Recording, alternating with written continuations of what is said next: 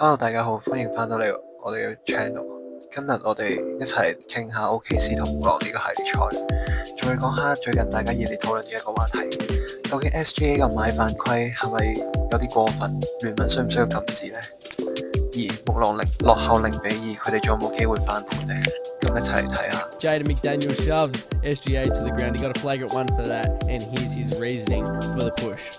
On the flagrant with Shea, was there just a little frustration blowing over? What kind of? Nah, I just wanted to foul him for real. I wasn't even mad. It just had fouls to use.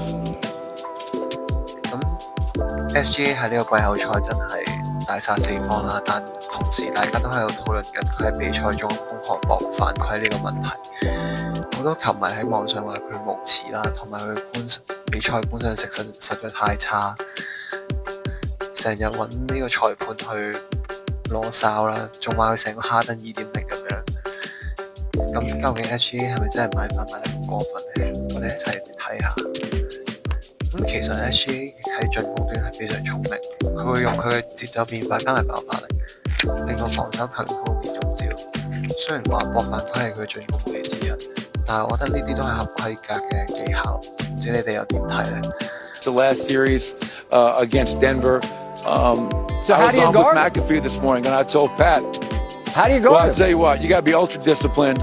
Yeah, it's almost impossible. You think about trying to guard the best offensive players in the league nowadays, it becomes almost impossible. Any contact, a lot of times offensive players like Shea will initiate the contact or hook his arm, looking to draw that contact. He is a foul artist, as I mentioned earlier today. So discipline, and you're hoping that the referees read how the game is being whistled. If they're allowing you to be a little bit more aggressive, you can do that. But once again, he's been living at the foul line. 14 free throw attempts game 1, 15 tonight. That's not going to get it done. 咁啱前丹佛金塊嘅教練 Mike Malone 就總結咗木狼可以點樣守住 SGA 啦，但係佢都話 SGA 係一個犯規嘅藝術家，咁證明佢都幾認同 SGA 喺做犯規方面嘅操藝。而我就覺得大家太過集中於炮轟 SGA 嘅搏犯規行為，而忽略咗其實雷霆喺呢個季後賽可以取得優勢嘅原因係因為雷霆嘅陣容深度實在係比灰狼好啦。佢哋喺季後賽邊可以做到10人輪換 ，J-Dub 嘅跳出嚟啊，同埋 Caruso 嘅防守都係好關鍵。佢哋嘅中距離同埋佢哋嘅運轉籃球係令到木狼嘅防守不知所措嘅。加上Gobert嘅沉退防守，令到 OKC 嘅中距離打法更加順暢。